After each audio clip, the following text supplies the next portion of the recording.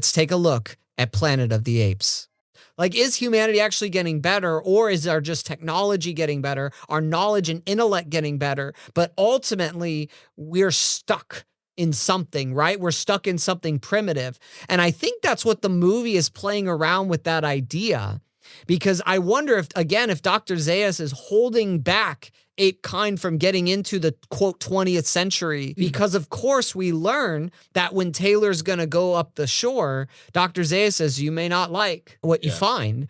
And he goes and he sees, of course, that image of the Statue of Liberty in the sand, right? Which that image is really potent in itself, because literally something that is meant to be an embodiment of hope and liberty and freedom, right? All these things, it's literally being buried in the sand. It's being eroded over time because, as he says, like, you blew it all up.